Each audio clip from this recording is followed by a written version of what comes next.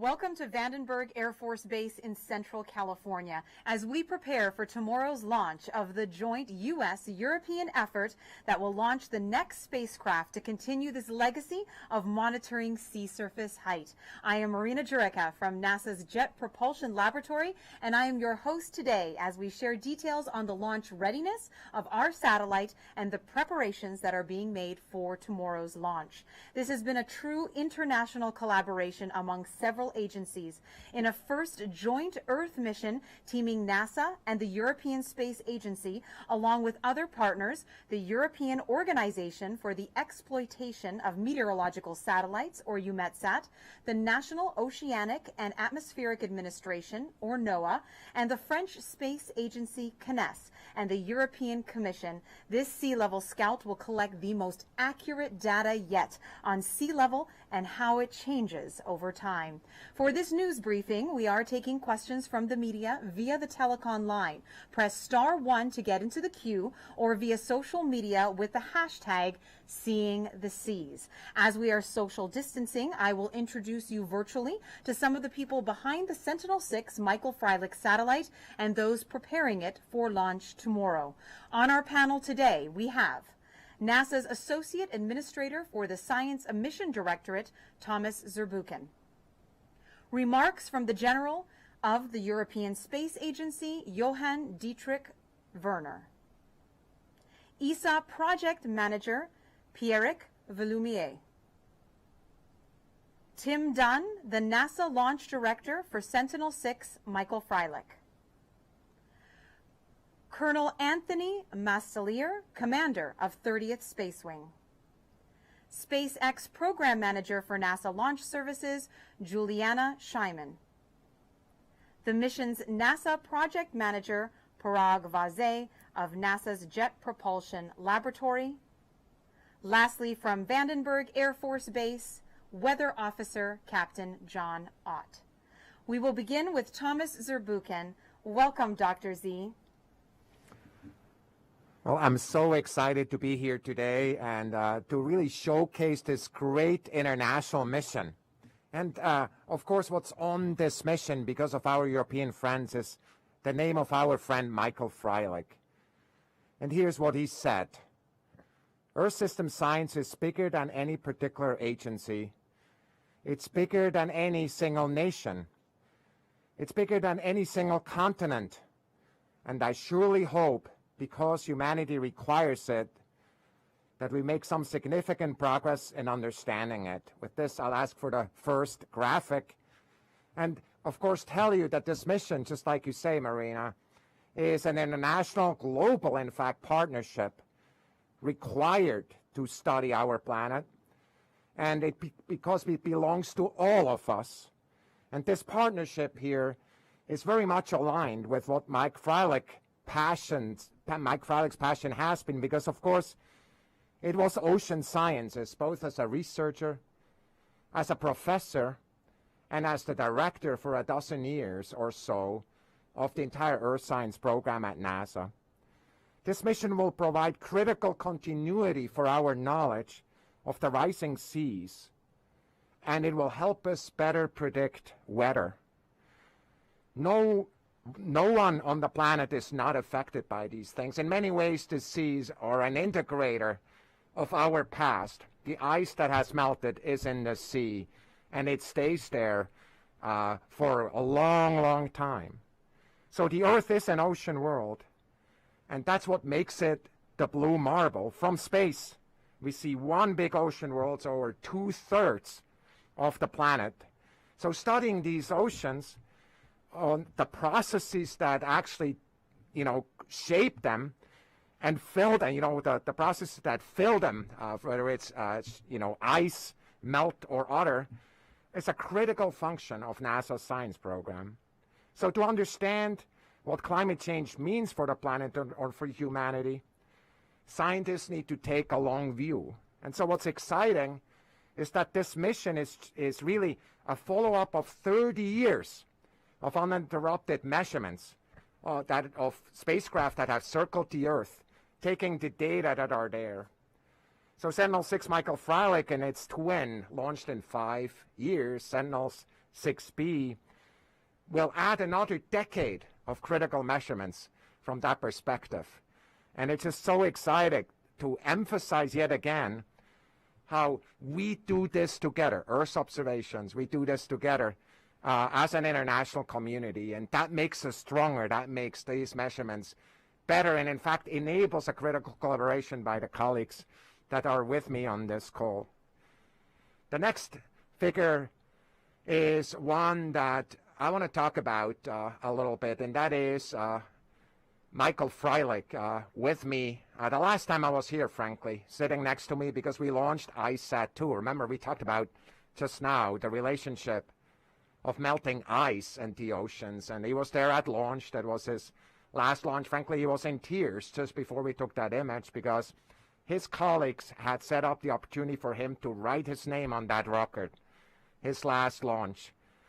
And I just want to tell you how honored I feel and how it still moves me today that the name of Michael Freilich is in fact on this spacecraft today.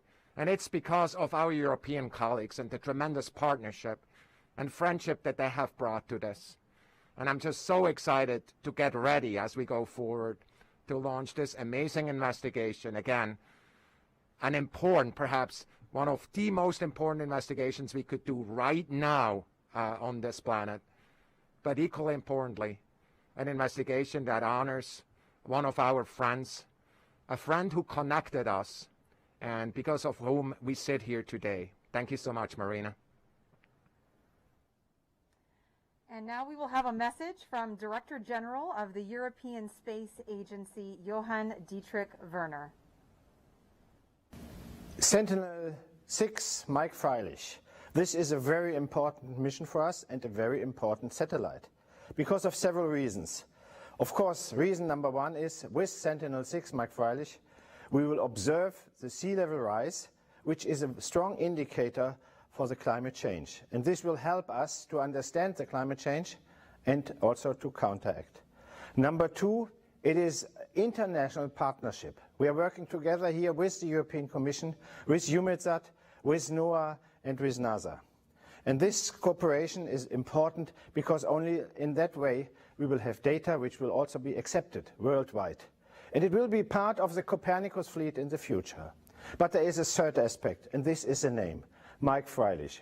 Mike Freilich was space science director at NASA. Unfortunately, he passed away, but because he was so important for all the Earth science activities, we named these satellites to Mike Freilich. So I hope that we will see very, very nice data from Mike Freilich satellite, because this will help us really to understand climate change and to go further in our understanding of our world.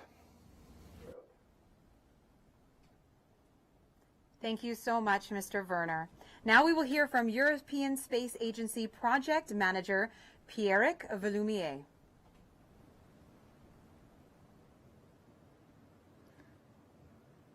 Thank you, Marina. I'm very happy to be here the day before the launch of our Sentinel-6 Michael Freilich satellite. So a lot of work has been put into bringing the mission to today, and I would like maybe to show a few slides to show you how the campaign evolved and then reflect a little bit on what the mission is about. On the 24th of September, the satellite and all the material landed here in Vandenberg, sunny California, and immediately the team took on the job to move the satellite further. We can move to the next slide. So it gives you a feel on how things happen on the field. Yeah, here a fairly big container and the truck started like 15 kilometers ride to the payload processing facility. And then if you go to the next slide, next slide, yeah. Finally, we could, let's say, prepare our satellite into the clean room here. You see Sentinel-6 in a folded configuration like it will be in the fairing soon in the launcher. You also see two important things on the satellite. The black cone is the heart of the system, is the Poseidon 4 altimeter, which is a new technology developed for this mission that will really make a breakthrough compared to the historical mission we are trying to follow on. On top, and Parag will talk about it much more, you notice the AMRC, the microwave radiometer developed by JPL. You also see that the people are wearing masks in the clean room. This is a demonstration on the COVID constraint we had to go through from March. And despite all these constraints, we have managed to keep the schedule, bring the satellite in full operational way here into Vandenberg, ready for flight. So I think it's a big credit to the flexibility of the people and the collaboration between all departments to achieve that. We can move to the next slide, please.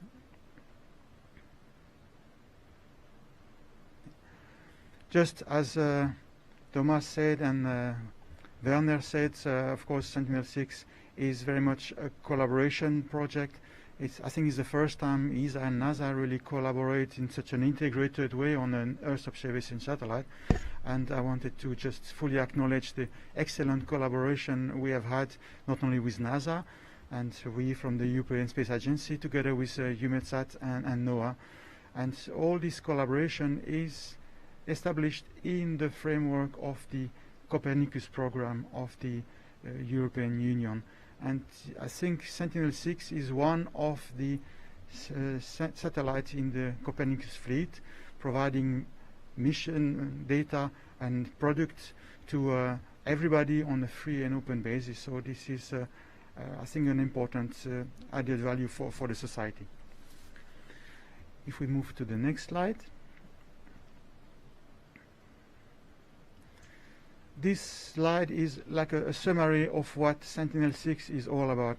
We have been measuring sea level from space since almost 30 years, and this enormous amount of measurements and processing is summarized in this curve. This shows the global sea level increase due to global warming we are experiencing and measuring so accurately from space. And this sea level is even accelerating over the last 5 years. So in average, we have like 3 millimeters every year. Over the last 5 years, we reach almost 5 millimeters every year. So the melting of ice, the increase of heat content in the ocean is really the cause of what we measure from space. These measurements started in the past from Topex Poseidon, followed by the JSON 1, 2, and 3 series. JSON 3 is still in orbit. And Sentinel-6 is here to bring continuity to these measurements. So we will launch and rejoin JSON 3 in orbit to fly together like 30 seconds apart on the same orbit to be able to compare the measurement. And then Sentinel-6A or Sentinel-6 Micro Freilich will add at least 5 years to this data series. And then, as mentioned before, we have already a Sentinel-6B satellite that will again be launched and replace Sentinel-6A in orbit to add another 5 years to the measurement. So overall, we will reach like almost 40 years data record for this measurement, which is so essential to demonstrate that the Earth is warming and sea level is rising. So thank you, Marina. Thank you, Pierrick. The mission's NASA project manager, Parag Vazee of NASA's Jet Propulsion Laboratory, will speak next. Thank you, Marina. Thank you, Marina. As sort of picking up where Pierrick left off with the journey of our satellite development and now arrival and readiness for launch, it's been a long way. This is a continuity mission and an operational mission. So that has been our priority to get the satellite developed and launched on time. The measurement performance, of course, is a key aspect of this, and maintaining and improving that, especially as we're embarking on a decade or more with this 2-satellite project, has been very, very important. And the hundreds of engineers and scientists across the world who have contributed towards this satellite development is really important to be able to reach this point today that we're at. Pierrick mentioned about the main instrument, the altimeter that's being provided by the European Space Agency. On the NASA side, we're providing 3 important instruments on this satellite. The prime one for ocean altimetry is the Advanced Microwave Radiometer. We call it a -C, stands for climate quality. This is an important enhancement for the radiometer on this mission. Our objective is to be able to provide additional stability and calibration throughout the life of the mission, and to be able to do that very, very quick so that we can get data out, reliable data that is following that trend of sea level rise, but also providing operational data to the global user community as fast as possible. We also have an additional instrument, if you can show the next animation that I have, that's called the GNSS-RO.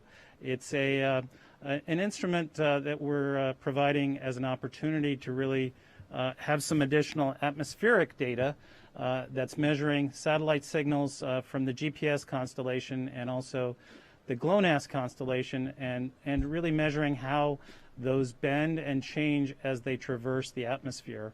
This tells us a lot of important information about the temperature and humidity profiles within the atmosphere, and will really help the weather agencies across the world. NASA is providing an additional instrument called the Laser Retroreflector Array.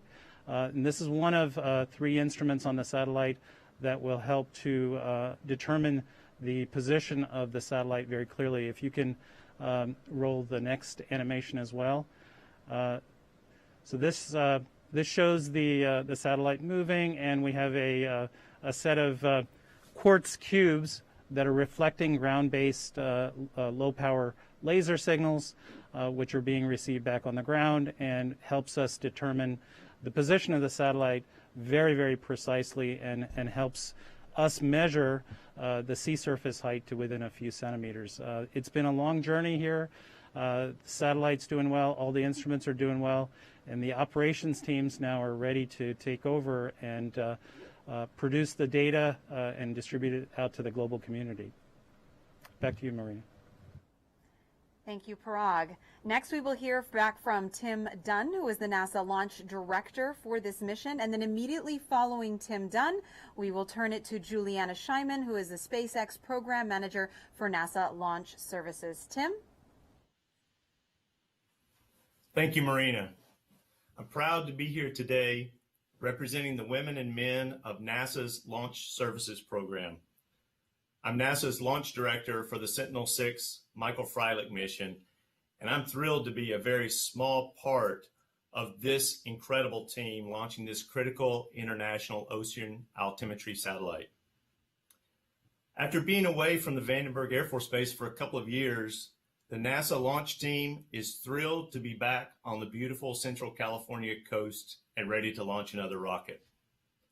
Sentinel-6 Michael Freilich is the 3rd NASA LSP science mission to launch on a Falcon-9, and it will depart Earth from Vandenberg Air Force Base at Space Launch Complex 4, the pad we call Slick 4.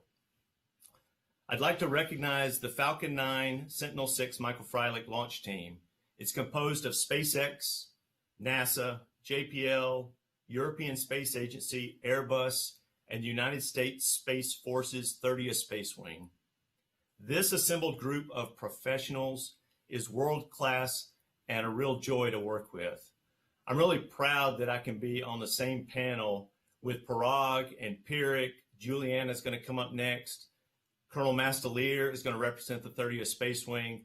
And just what an honor it is to have this team assembled to do this important work here from the Central Coast. So here we are in the midst of a pandemic, and we're successfully executing a launch campaign, and that takes a lot of work. Due to COVID, we've done numerous things differently on this launch campaign than we would typically do. We've had to quarantine after travel.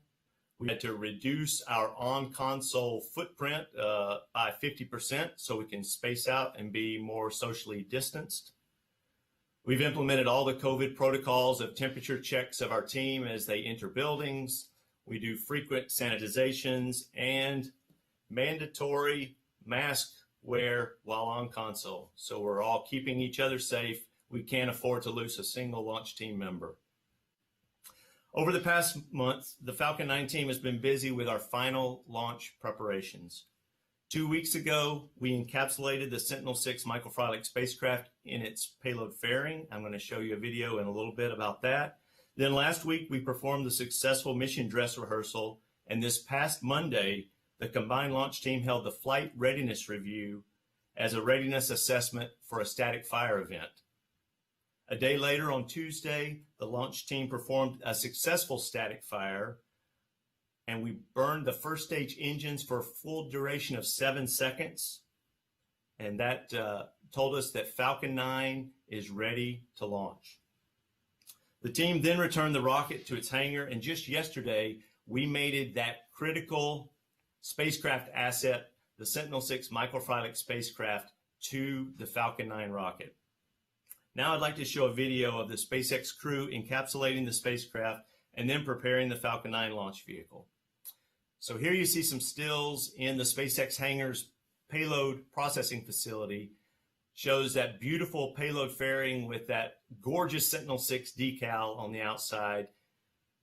Here we are. This is a representation of what happened this morning at the Slick 4 hangar. This is actually TESS, a mission that we launched a few years ago from the East Coast, but it shows it moving out of the hangar. And I'm going to go back a little further. This is actually our Jason 3 mission here 4.5 years ago from Vandenberg, but it shows the Falcon 9 translating out to the launch pad, going erect. There's the beautiful coast and the Pacific Ocean in the background below Slick 4. And this was launch day for Jason 3. And this is exactly what it's going to look like tomorrow morning. Maybe we can do without that fog, but I'm going to let the weather officer tell us about that coming up a little bit. So just this morning, we held both the NASA, SpaceX, and the 30th Space Wing launch readiness reviews, where we received approval from senior management to continue processing toward launch countdown tomorrow. At Slick 4 today, we did begin that process of rolling the rocket out, and I can now say that we have successfully exited the hangar, and the rocket is at the launch pad launch deck, and we'll be going vertical with it this afternoon. Early tomorrow morning, the launch team will arrive on console to perform final pressurization and vehicle checkouts.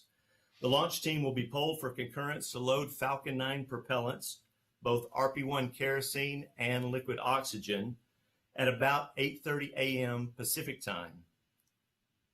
So after those propellants are loaded, and we do follow that follow the RP-1 with the densified cryogenic liquid oxygen into both stages, we'll do a final readiness assessment and know that we're ready to launch. That launch time tomorrow morning is going to be 9:17 and 8 seconds a.m. Pacific time. So set your clocks for tomorrow morning if you're on the California coast, a little bit later in the day if you're on the East Coast. We're going to have a single instantaneous window. We've got one chance to do this tomorrow, and things look really good for us right now. So in summary, the Falcon 9 rocket, the Sentinel-6 microfreilich spacecraft are both ready, and the launch team is prepared, and we're all excited to be here at Vandenberg, poised to launch this very important mission for scientists worldwide. Back to you, Marina.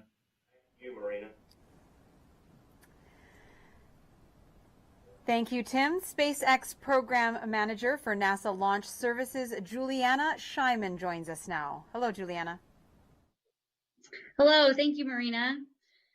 Well, first, I'd like to start by saying a big thank you to our customer, NASA, our partners at ESA, and the 30th Space Wing for their support ahead of tomorrow's mission. It's a real honor to be here today with all of you. SpaceX is targeting an instantaneous Falcon 9 launch tomorrow morning with a liftoff time of 9:17 a.m. Pacific for the Sentinel-6 microfreilich spacecraft. If needed, we're launching tomorrow from Space Launch Complex 4 East here at Vandenberg Air Force Base in California. If needed for any reason, we have a backup launch opportunity the following day with a different liftoff time of 9:04 a.m. Pacific. The rocket and the payload are looking healthy, and we're counting on the weather officer to provide clear skies. No more fog from Jason 3. Tomorrow morning's countdown will be similar to previous missions, with propellant loading beginning approximately 35 minutes prior to liftoff. I think I have an image to walk you through the launch sequence. Thank you. So following liftoff and stage separation, Falcon 9's first stage booster will return to Earth, and land back at Space Launch Complex 4 here at Vandenberg Air Force Base. The landing zone is adjacent to the launch pad. Also following liftoff and stage separation, Falcon 9's second stage will perform 2 burns to deploy the Sentinel-6 Michael Freilich spacecraft to its intended orbit approximately 1 hour after liftoff. The payload and the rocket are looking super healthy, and overall we're really excited about the mission. It's particularly exciting for me because my first launch with SpaceX was the Jason 3 mission, and as you've heard from some of the team members on the panel today, the Sentinel-6 spacecraft mission is a continuity mission from the Jason 3 in the series of basic missions, so particularly exciting for me. The launch tomorrow will be the first from Vandenberg since June of last year. June of last year was when we successfully completed our second land landing here at Vandenberg. So it's been a while, but this is the start of many exciting things to come at Vandenberg. We have a suite of very exciting missions. So tomorrow is going to be a great day. So big thank you to NASA and the rest of our partners, and we're looking forward to launch tomorrow.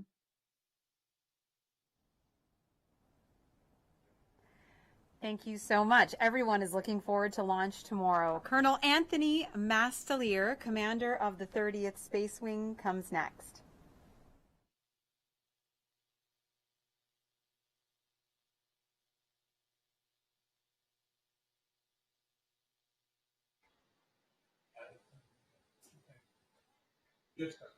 Okay, thank you very much, Marina.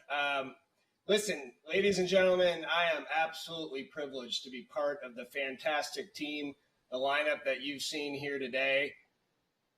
All the hard work that has gone into this culminates, tomorrow morning at 9:17, like you heard. And I can tell you that all of Team Vandenberg, the 6,000 men and women who represent Team Vandenberg, as well as the 30th Space Wing, we are absolutely thrilled to be part of this very, very important mission.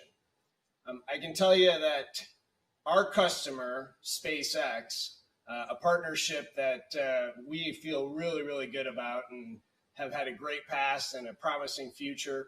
And of course, SpaceX's customer, NASA, and our European partners.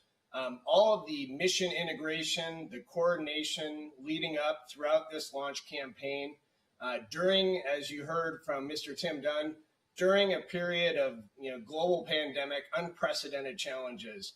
It's really remarkable. I am so impressed at the continued strong partnership and working through these challenges and making sure that we can get to launch day safely and responsibly. I can tell you, for our part at the 30th Space Wing, it's all about providing a green range, right?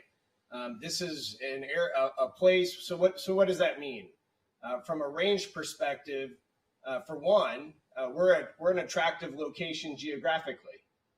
As you know, you can fly south from Vandenberg, and pretty much you don't hit any land until you fly over Antarctica.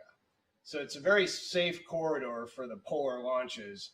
Perfectly suited for the Sentinel-6 Michael Freilich mission, and we're really pleased to be part of it. But as part of the range, our responsibility is also to make sure that all of the infrastructure is ready to go to support our customers.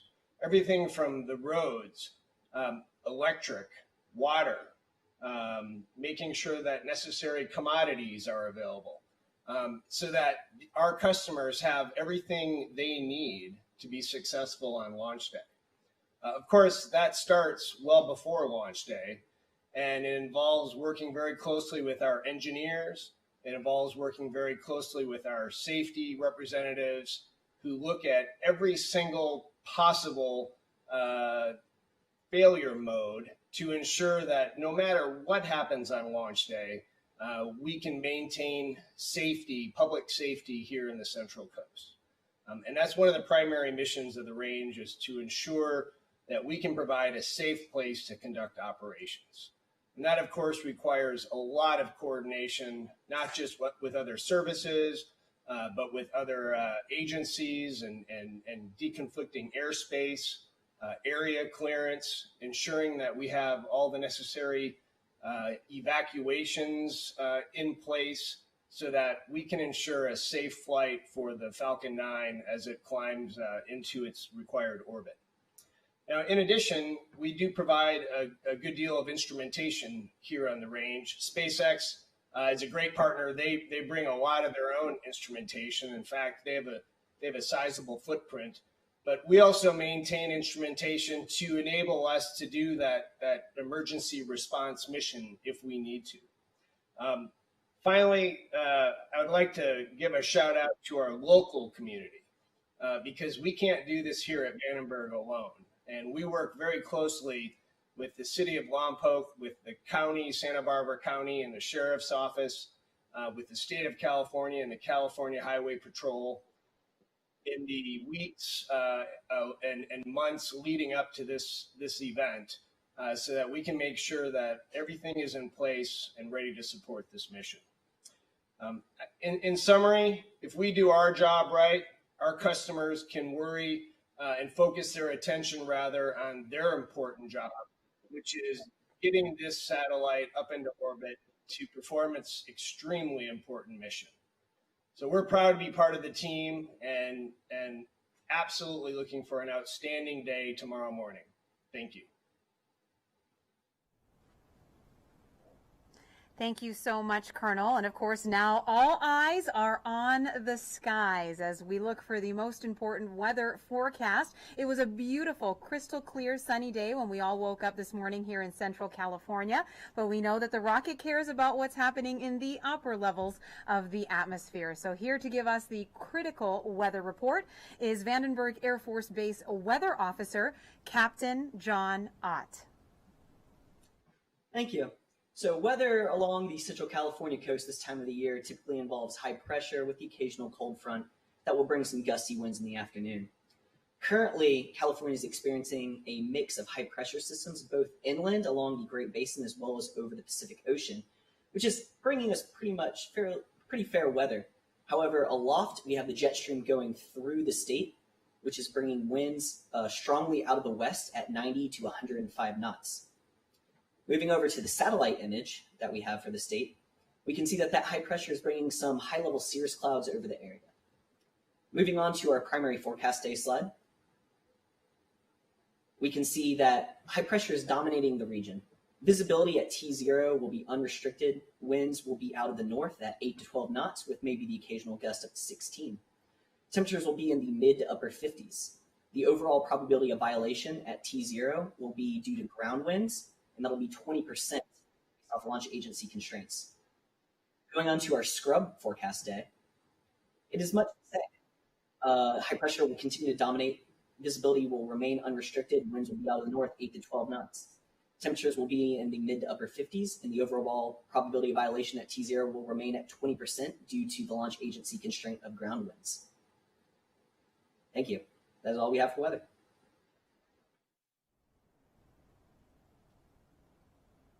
Thank you so much, John. We are now ready to take media questions. Remember to press *1 to get put in the queue, and please direct your questions to one of the panelists that are here with us today. We're also taking questions through the Seeing the Seas hashtag. We have our first phone call that comes from Stephen Clark at Spaceflight Now. Good afternoon, Stephen. Hi, thank you for doing this. This is Stephen Clark, Spaceflight Now. I believe my question is for Colonel Mastelier. This is the first orbital launch from Vandenberg in quite some time, since last year, I believe. Just wanted to get your thoughts on some of the activities, maybe during this down or quiet period, at least in terms of launches, what's been going on at Vandenberg in terms of attracting new customers or infrastructure upgrades. And also, can you preview, after this mission, I think you have some more launches later this year, early next year. Can you just walk me through sort of your manifest of missions coming up for the next few months? And quickly, if I could, for Tim Dunn, can you provide the exact launch time for Sunday if necessary? Thanks. Sure. I'll take the first piece. As many of you probably know, Vandenberg, in terms of our capacity as a range, we have many customers, not just space launch, but of course we also do a lot of testing for Global Strike, the Minuteman III weapon system tests here at Vandenberg Air Force Base, missile defense agencies, ground-based interceptor tests here. So we have been continuing the tempo, the test tempo has been fairly regular since our last space launch. And that's good because that keeps the range crews, keeps their expertise honed, making sure that they're ready, the procedures. Although each procedure and set of procedures is tailored for that particular mission, in aggregate, the same skill sets apply across, running various functions on the range. So we have been very busy with that. And in addition, you alluded to this, we are working very closely with the state of California and Cal Poly University and some non-federal entities such as REACH, which is a regional economic action coalition, to explore the possibility of creating kind of a commercial zone here at Vandenberg. And we believe, of course, the federal government and the Department of Defense believe strongly that competition is very, very important in the space launch industry. And that will benefit all of us in the long run. So we're doing what we can to facilitate commercial space lift and the growth of commercial space zone here at Vandenberg. I guess finally, in terms of what's coming up next, of course, we have a Delta IV Heavy on the manifest that will be coming up in the next few months. And another commercial company that we have a partnership with here is Firefly, and they have a booster. They have flight hardware here on the installation and are working toward a launch date, hopefully in January. So we continue to talk to new customers all the time about the possibility of launching at Vandenberg and utilizing our facilities. And we're excited about the future of commercial space lift as well as national security space lift. It's a very promising future here at Vandenberg. Thank you very much for the question.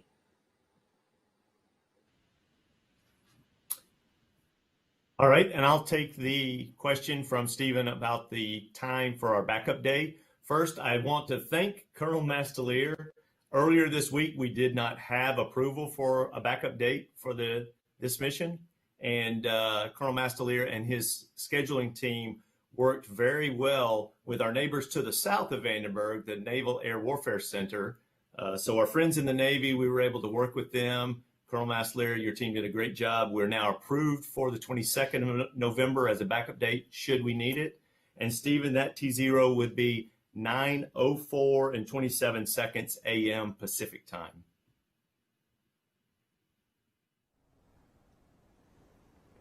Thank you for that, Tim. Our next question comes from Elizabeth Howell at space.com. Good afternoon, Elizabeth. Good afternoon. This one will be for Tim. So you had already alluded to the newer procedures that have been put in for COVID, and I just wanted to get a sense of how all the teams are doing, in terms of their workload and also their emotional situation. How's everything? That's a very insightful question to ask. So as you can imagine, some of our team has been here on the Central Coast for a while now. Our spacecraft team has been here for a couple of months now. And there are worse places you can be than being trapped on the Central Coast of California. It's a wonderful area. The 30th Space Wing are tremendous hosts to us.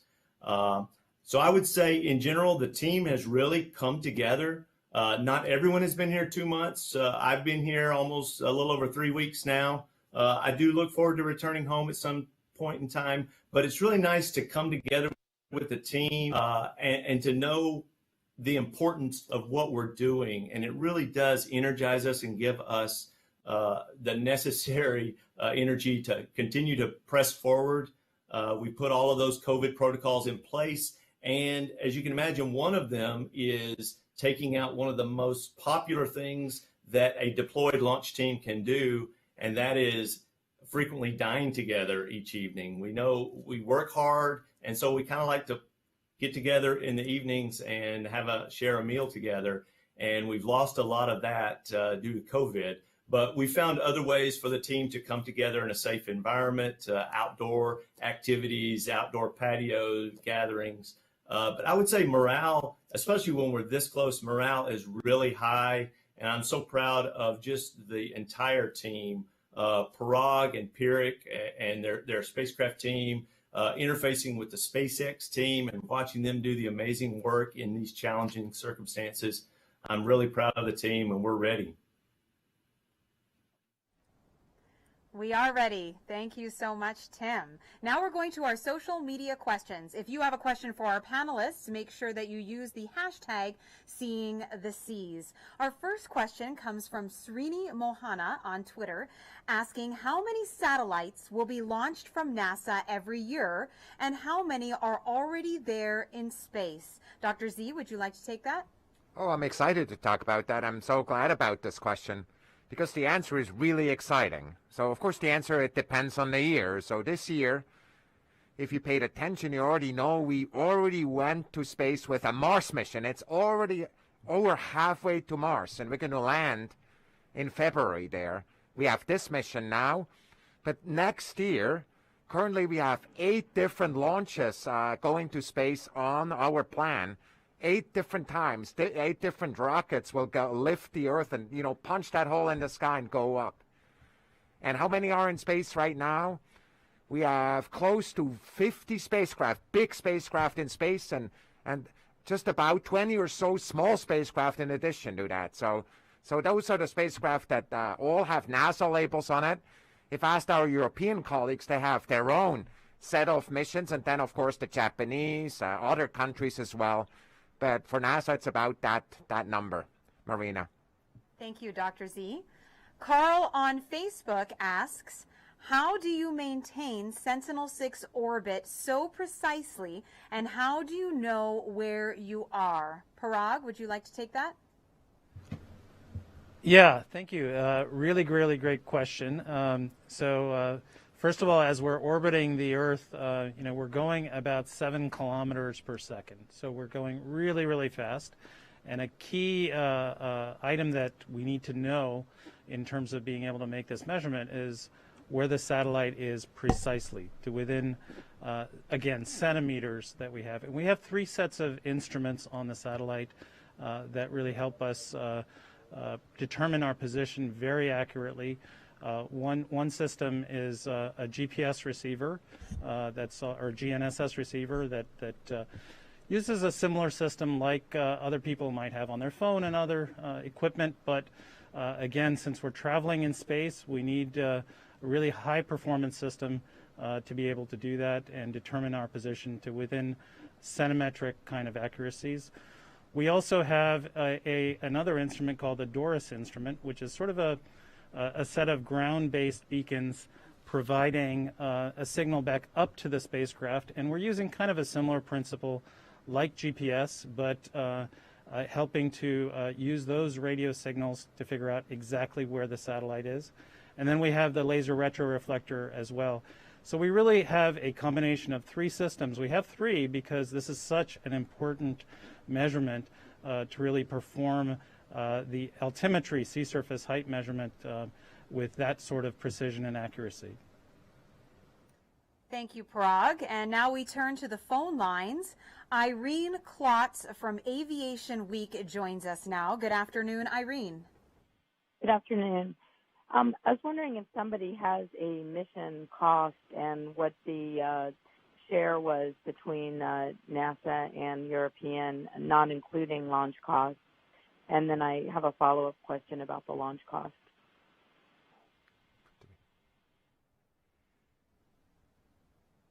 Thomas, would you like to take that? I'm happy to answer that. The total cost of the NASA contribution for both spacecraft, remember we talk about Sentinel-6 Michael Freilich and Sentinel-6B, is of the order of $500 million. And I'm told in a previous presentation by my European colleague who works at the European Space Agency, my good friend Josef Aschbacher, that the contribution from Europe is about approximately the same number, just as an order of magnitude. Those are the numbers. And when the NASA Launch Services Program awarded the flight contract to SpaceX, I believe it was for 97 million, and just wondered if that number is still good, or has that gone up or down? Sometimes I know they go down with booster reuse. Thank you. Hey, Irene. So I can tell you that when we awarded the Sentinel-6 microfreilich mission, we were scheduled to launch on the 15th of November of 2020. And here we are about to launch on the 1st of November 2020. So there has not been any significant delays that would have driven up any of our launch service costs.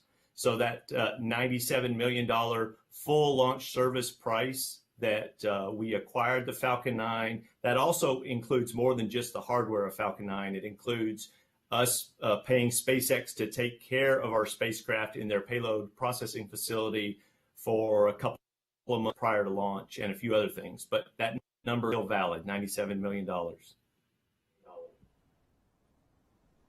Thank you for that information, Tim. Now we're going back to our social media questions with the hashtag Seeing the Seas. Luis on Facebook asks, how high is Sentinel-6 orbiting? Tim, would you like to take that?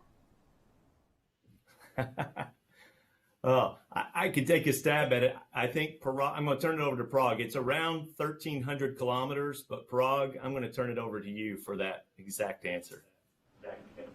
Sure. Sure, yeah, it's 1,336 kilometers, about 800 miles up in the sky. So it is the exact same orbit as our prior missions, the JASON series of missions are following. So we're planning to launch right into that exact orbit, 1,336 kilometers, and basically continue this mission going forward following the JASON series of missions that are already up there.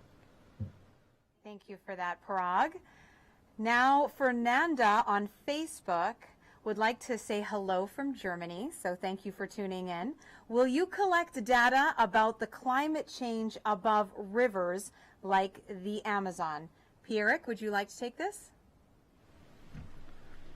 Yes, thank you, Marina. Thank you for the question. Indeed, the sea level are measured from space, but with the new technology we are developing, the altimeter is getting more accurate, and the high frequency radiometer we are using allow to also start measuring the level of rivers, large rivers and lakes. So indeed, this hydrology aspect of the altimeter mission is now a new topic, and will develop in the future. Our colleagues at NASA are busy with SWOT, and we are looking into making this hydrology type mission operational in the near future. Thank you, Pierrick.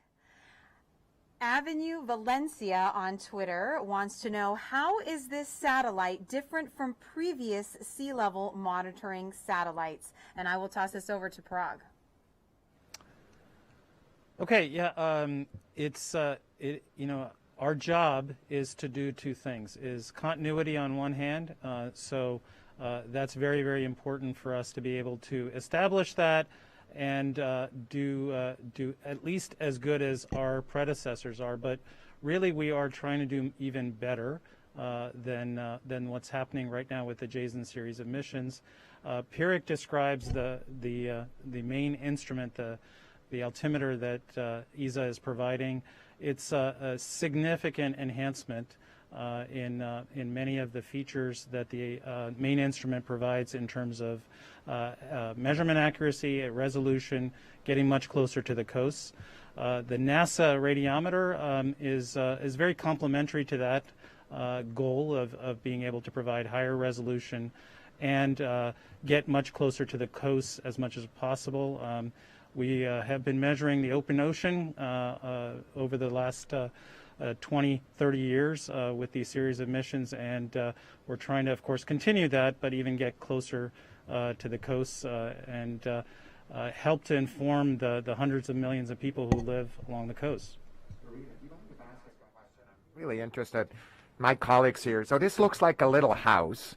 Are there other spacecraft that look like this in this series of heritage spacecraft in Europe or in the U.S.? Eric, you want to take that? Yes, indeed. The form factor of Sentinel-6 is a little bit peculiar. That's got to do with the orientation of the solar panel we need to maintain on this very particular orbit. Most of these satellite orbits are normally synchronous with the sun, so you get the sun always from the same direction, which is not the case here. So we've decided to not have any moving part on the spacecraft, so having fixed panel, and therefore to cover all direction we have this kind of roof shape, let's say, or arrangement for the solar panel. This is also fitting very well into a fairing, so this is why you will find similar shape, for example, in the very well-known spacecraft here, the Grace and Grace Follow-on series. Yes, I agree. It does look very much like a little house. Sometimes people say that it looks a little bit like Snoopy's house. All right, now we have another person on the phone. We have Stephen Clark from Spaceflight Now. Good afternoon, Stephen. Hi, thank you. My question, I think, might be for Juliana. I think you have 2 launches from different coasts this weekend, tomorrow, and then potentially Sunday night from here at Cape Canaveral. Any concerns or any requirement to have a certain amount of spacing between 2 different launches from 2 different pads from a SpaceX perspective? And, just how busy will the team be this weekend? Thanks. Thank you for the question, Stephen. I appreciate the opportunity to address that. So we have, as you mentioned, there are 2 launches that are currently. There's the Sentinel-6 launch and a Starlink launch. So those are our SpaceX satellites. The most important launch happening is the one for our customer NASA, and that's the Sentinel-6 mission. And so we will be prioritizing the Sentinel-6 mission accordingly. And if needed, we will hold the Starlink launch. Right now, the Starlink launch is scheduled for Sunday after our Sentinel-6 launch.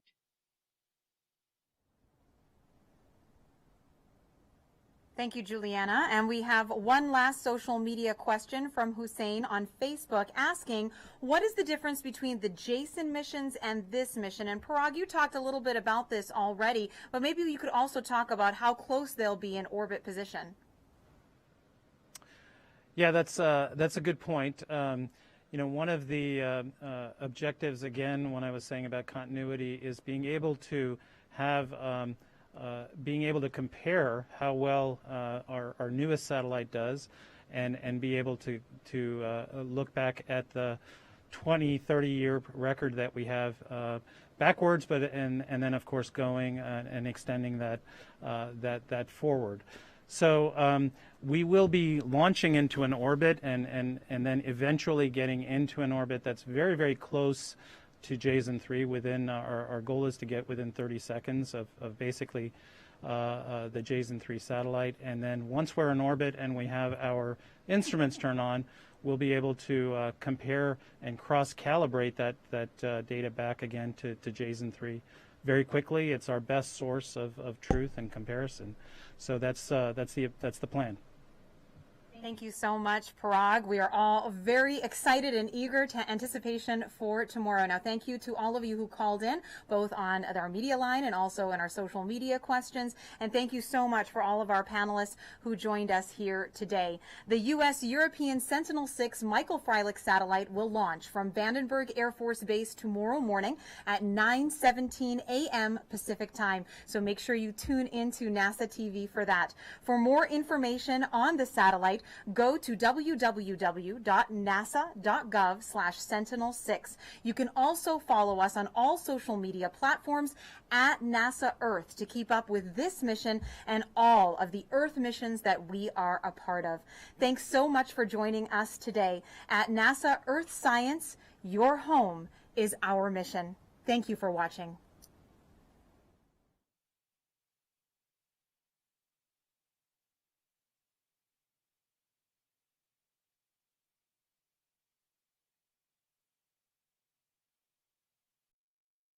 Getting us back to the moon in this generation sparks a whole new generation of explorers.